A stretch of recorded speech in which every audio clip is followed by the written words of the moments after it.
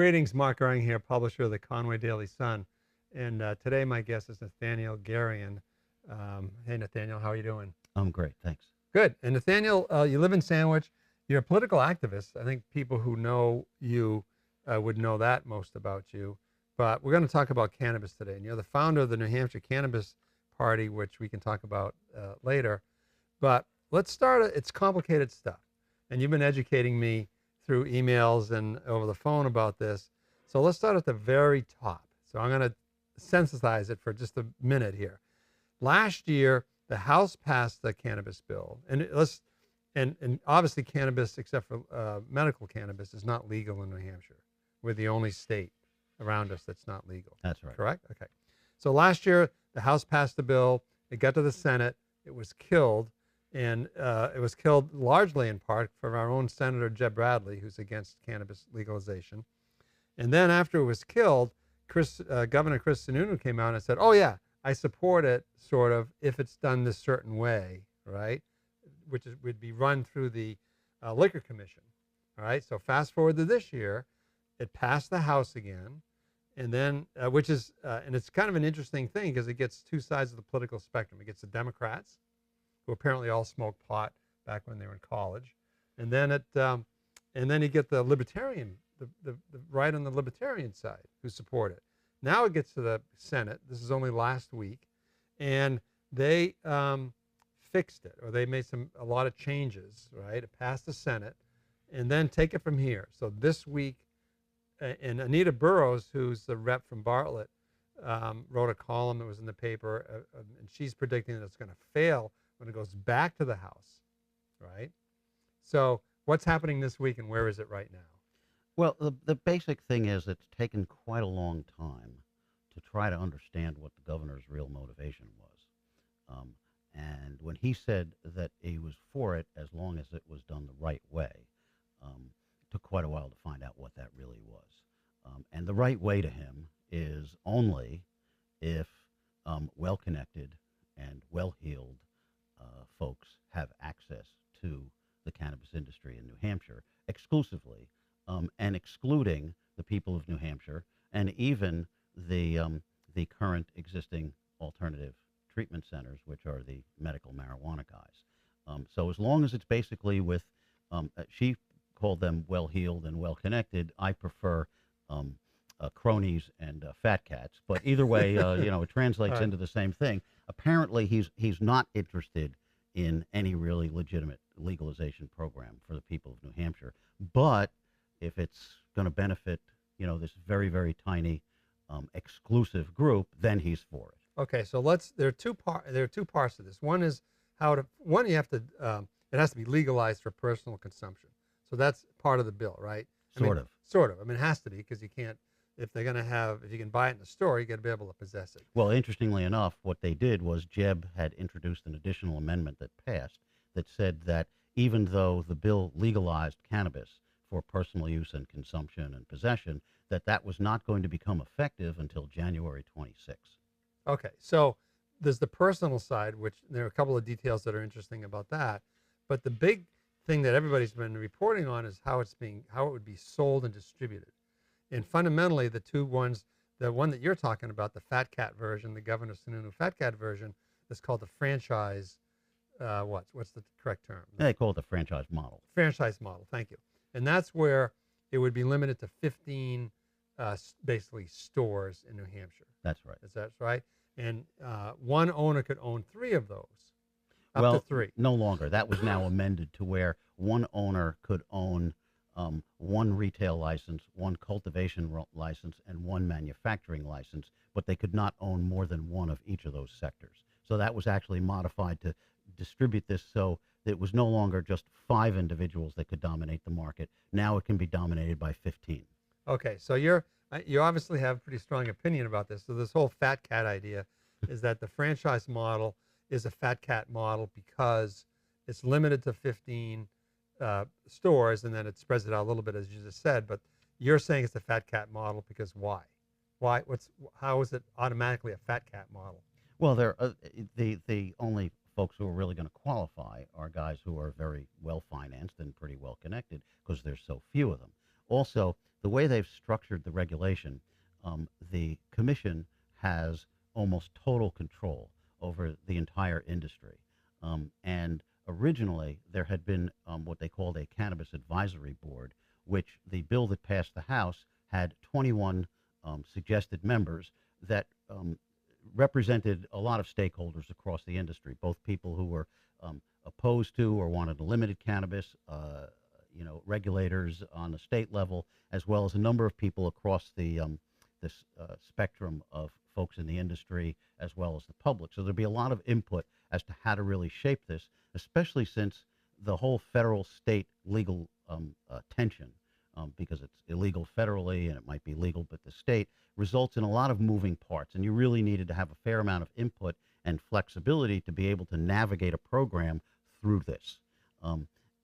What basically happened in the Senate last week was that they passed an amendment that said it's no longer going to be an advisory board, and even with a limited number of members who are all just members of state government or opponents, but that this would now be what they call the Cannabis Control Commission, and it would actually have final authority in rulemaking and be able to tell the commission what the rules were, whereas before it was going to be just advising the commission who could accept or reject their advice. So now this particular group, which will consist of folks who are going to basically exclude the general public and the medical dispensaries from participating, they're going to have even more of an iron grip over this. Okay, so not on the usage, on the personal usage part, but the fundamental difference between the House bill that passed and the Senate bill that they reconstituted. The Senate bill was the franchise model, which means that, and it would be run by the Liquor Commission, right? That's right.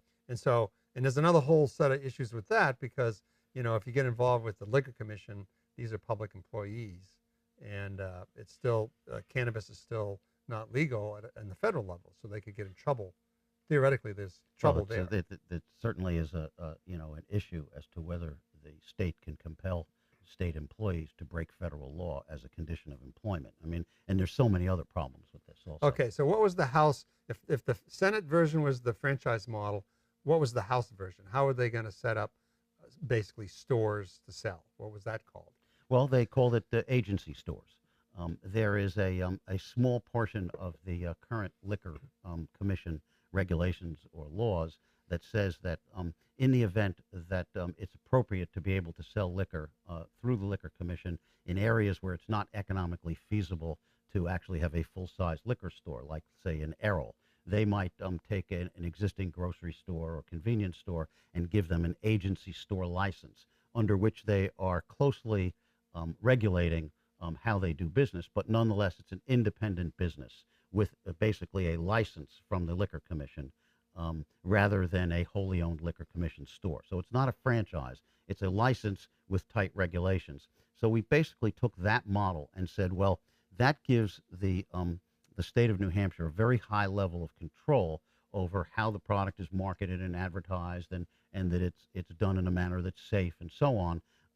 But it does not rise to the level of being a franchise, which implicates all kinds of other legal problems, such as you have to work with the Federal Trade Commission, and that, of course, it's federally illegal. So working with a federal agency on something that's illegal is got all kinds of problems. And how many, under that model, under the House model, how many stores, what was the limit to the number of stores? Or was that unlimited? Well, originally the idea was to have a number relatively similar to the number of liquor stores, which I believe is 67, which is probably a reasonable number for covering the state. But at the last minute, the governor insisted that there be no more than 15 of them. Okay, but the House version would allow up to 67, you're saying? No, it actually, when it finally came out of the House, what they wanted to do was to come as close to the governor's requirements as possible so it was likely to pass. And so they conceded that it would only be 15 stores and several of the other things that he required. So they actually contoured the bill so that it was just short of being a franchise, so that it was more likely to be legally viable. Okay, so now, before we get to what's going to happen on Thursday, because it's back to the House, right? Right. Okay.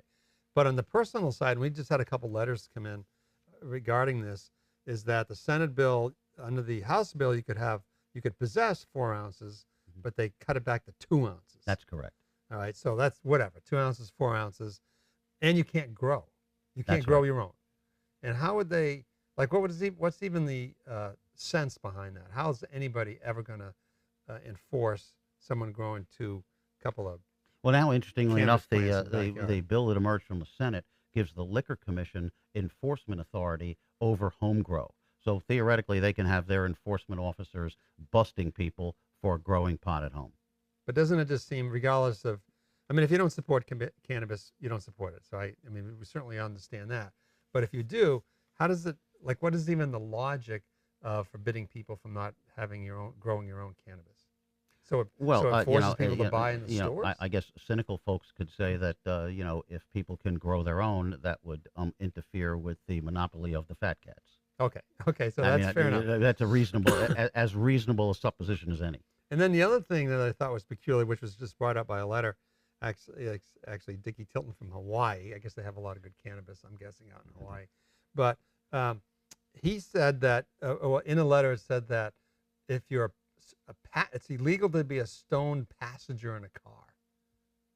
Is that true? Well, yeah, the bill basically says that if you are consuming an edible in the car, which obviously is affecting nobody else, and you're a passenger in the back seat, that would constitute a crime. And what's the logic behind that? Because obviously you can be a passenger and drunk, right? Hmm. I can't imagine what the logic is. I mean, that would be something you probably want to ask, Jeb Bradley. Okay, so now it goes. So now it goes back to the House Thursday, day after tomorrow, Right. and then Anita Burrows, who was one of the sponsors of the legislation to get through the House, is saying she's predicting it's going to fail. So how do you see it playing out on Thursday? Well, they have one of three choices. They can agree 100% with what came over from the Senate. They can disagree with what came over from the Senate, in which case it will die. Or a third choice is they can say, well, there may be a possibility of compromising, in which case we will go to what they call a conference, in which there's senators and state reps that are appointed by the leaders in each body to try to work out some kind of a compromise. Now, even if they have a unanimous agreement on what that compromise might be, there is no obligation on the part of either the House or Senate, which would then each individually have to vote on what comes out of that conference committee, up or down. So, assuming that they come up with some kind of a unanimous compromise, they would still have to go to the House and Senate to be approved. Otherwise, it would, What do you end think is going to happen? there.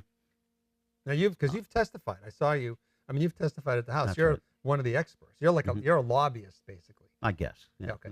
I don't know quite exactly what my constituency is or who I'm working for, but yes, I could be. Okay. I'm not an official lobbyist. Okay. I don't have to wear that little tag. orange tag. Yeah. Yeah. But but you're an expert, and that it qualifies you as an expert. I know you are. So what do you think is going to happen? Well, I think that what they may be looking to do, is either they're going to non-concur and kill it, because without having really an opportunity for the people of New Hampshire to participate in this industry and benefit from the prosperity and all of the activity and opportunity, as well as, for example, one of the things that happened in the Senate was they attempted to pass an amendment. Democrats at the Senate hearing attempted to say that at least the alternative treatment centers, the medical cannabis guys, would at least have preference in getting a license, not an automatic license, like every other state has always allowed the medical guys to have an automatic pathway to being able to convert or upgrade to adult. But that effort to try to at least give them a preference in their application, not even a guarantee, was defeated. So there's a lot of pushback in the House on that. Okay. So, but just in general, what do you think is going to happen? Do you think it's going to go to conference, or are they going to kill it? I think it's probably 50-50 that they'll kill it or go to conference. And I think that it really depends upon whether they feel that they could have some kind of a workable framework that could emerge from the conference. And what I mean by that is that, it seems that most likely Kelly Ayotte will be our next governor. And Ms. Ayotte is on the record of saying that she will not approve or sign any type of legalization bill. But if there already is legalization in the state, she would be willing to approve improvements in it or to fix it if there's some real problems with it. So I think that there's a certain amount of sentiment that even if something is passed that's absolutely unworkable, may not be able to be implemented because of this franchise model, and is a very, very terrible piece of legislation, which a lot of people feel that it is, that if there is at least a framework of legalization, that even if Miss Ayotte is successful as becomes governor, that she would be willing to accept the legislators repairing, fixing, an improvement so that it was actually became a viable So bill. you think that Kelly is a little more amenable or receptive to cannabis in general than Sununu? Well, I think she is has that a what little you're bit of a reading? different agenda. Both of them are completely opposed to it. Sununu is willing to do the fat cat model for whatever Right. motivation he has. She is, I guess, one might argue, a little bit more principled in her opposition overall. But again, she's on the record as saying that if there is a legalization framework in place and what it requires is improvement or it needs to be fixed in order to be viable, she would be amenable to that, but she would not sign a bill to actually legalize where previously it was not legal. Okay, if she's not going to sign a bill, well, one thing is Chuck Morse may have something to do with her getting to be the governor, and we have a couple Democrats too are running. It's not a fait accompli yet, Yet. but you think so? I don't know. Well, we're a blue state. You never know. I mean, look, if cannabis legalization fails, or if the Democrats and proponents of cannabis legalization are able to make the case that they're totally for it, but they did not want to betray the people of New Hampshire by putting forth a bill in which they really have no role, that cannabis legalization might become enough of an issue that it could affect the outcome of the governor's race. Okay. In which case, of course, you've got two Democrats who are basically in favor Right. and two Republicans against. And if it's a very, very close race, that could make a difference. Okay, and then on the Senate side, because there was always the Senate that was held up the cannabis even to get to the governor before. So Jeb Bradley's not running again; he's retiring. So there's a chance that the Senate may change a little bit too with Jeb, and I don't know who else is up and running, up for election. That it could, Well, actually, Senate could change. the Senate political math has gotten very interesting because there's at least 5 seats in play. You have Jeb Bradley's seat, and he has a strong challenger who's pro-cannabis. You have Tim Lang's seat, and he has a strong challenger who's pro-cannabis. You have Lou D'Alessandro is retiring. He is a Democrat, but he's the one Democrat who's very against it, opposed. yeah. So whoever is taking his place could be pro-cannabis. Apparently, there is very likely going to be a challenge to Senator Birdsell, who is a Republican. This will be on the Republican side, but her challenger is going to be very pro-cannabis. And apparently, there may be a primary challenge to Senator Gannon, and that primary challenger is also going to be pro-cannabis. So we may have a very interesting situation where we could wind up with a Senate with 12 and 12 in terms of Democratic and Republican, but 15-9 pro-cannabis, Right. which, by the way, is one vote away from veto proof, which makes it very interesting. It does, and because it is a sort of an odd political bedfellows with the whole cannabis thing, because you do get the farther right you get, the more those Republicans are apt to support it. Well, the equation is about 90% of Democrats are in favor of some kind of basic free trade legalization, and half of the Republicans because they're generally libertarian leaning. And so that's why you'll see things pass the House, basically 90% of the Democrats and 50% of the Republicans, which creates sort of a 3-to-1 margin, which is the way it's been running. Okay. And then off topic a little bit, not off topic, but you're founder of the New Hampshire Cannabis Party, which is what?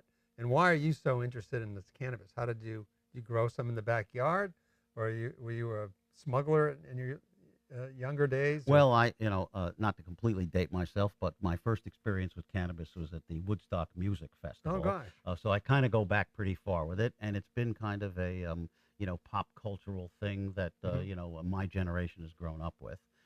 But my day job is that I provide compliant banking and payment and financial services to the cannabis industry, and I've been doing that for almost a decade. So I'm very familiar with the industry and its potential and its opportunity, and I am an advocate for it. Okay, so what we've gone through all the political iterations. If you had to make a best guess, when do you think it's going to be legal to possess and to be? And by the way, how many dispensaries are there in the state?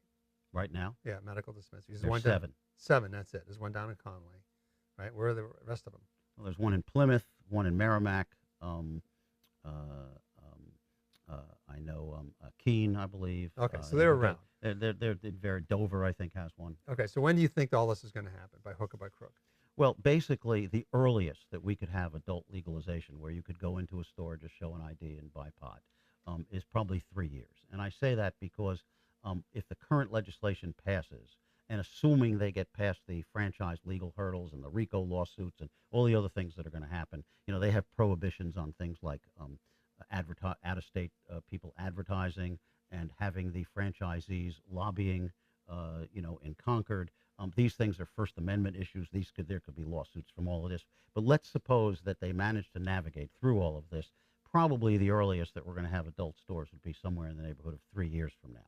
On the other hand, if this bill fails, we'll probably have another bite of the apple next year, possibly with a more friendly legislature, in which case it'll be at least 2 years from then that we could have adult stores. So I think one of the interesting things here is that strengthening the medical therapeutic cannabis channel at this point, which exists and is in business, they almost have a 3-year exclusive window to build up the relevance of their distribution. Because otherwise, what historically happened is when you get adult use in a state, the medical component has a tendency to wither because most people just find it easier to not have to get a patient card and go to the medical condition and so on. And then we have looming kind of the 900-pound gorilla in the room of the fact that the feds are rescheduling cannabis from a dangerous narcotic with no medical benefit, that is to say Schedule 1 to Schedule 3, which means that legally it's going to be similar in regulation to Tylenol with codeine.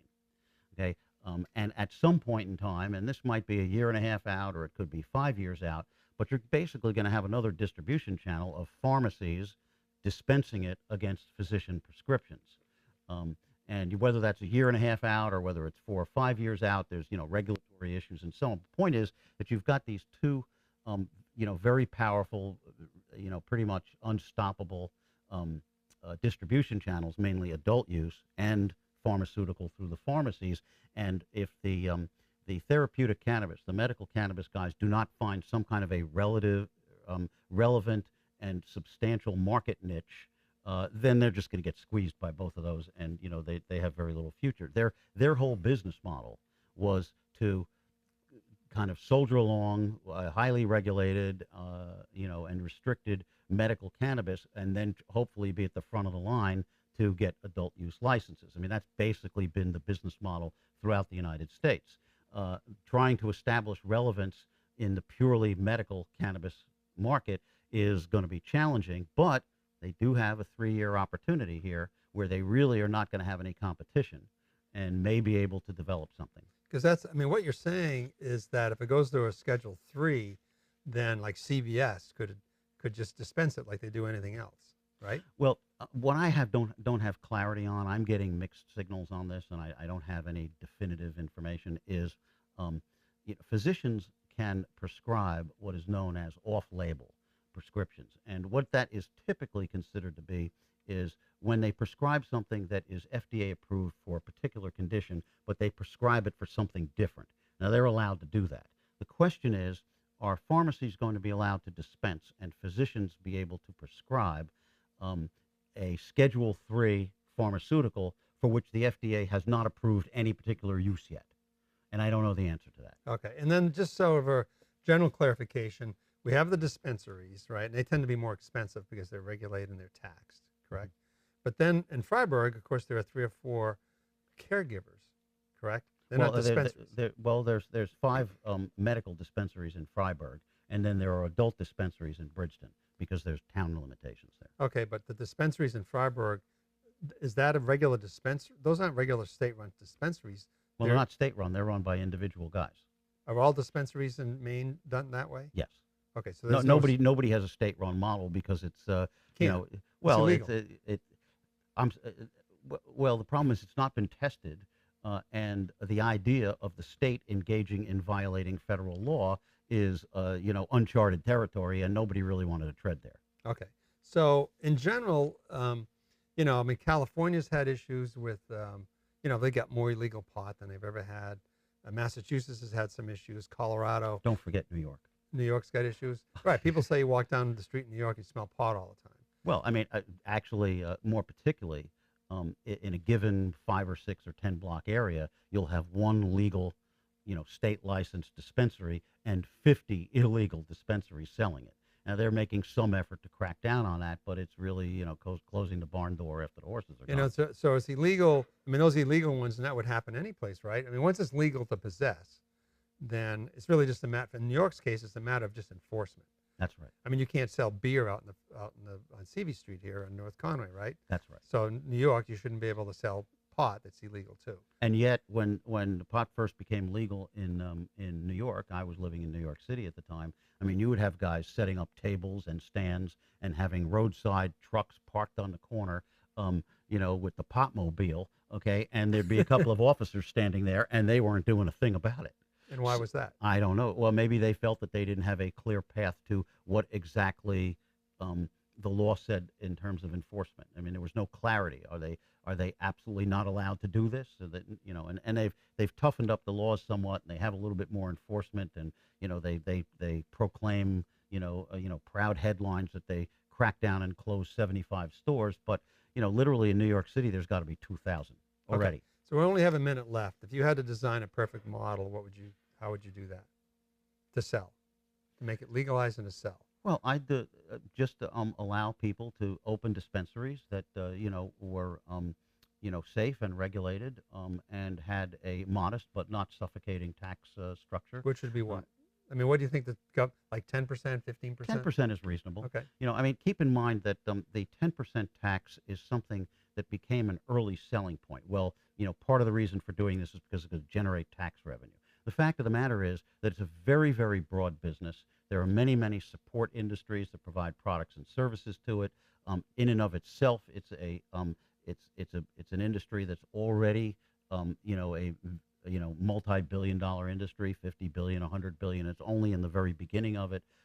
So it's going to basically create a lot of economic prosperity, and that's going to fill state coffers anyway. You don't actually need a tax, okay? And the closer you get to zero tax, that's one of the most effective tools for eliminating the black market. Sure. Because if they have price and cost structure, parity with the with the black market dealers, and that you're getting a pure product that's been tested, and that when they represent that it's a certain particular type of product and it has X amount of THC and CBD and so on, and it's certified, that's going to be preferential. But if it's going to cost you 50% more to go to the legal dispensary, well, then you're going to create a big black market. So the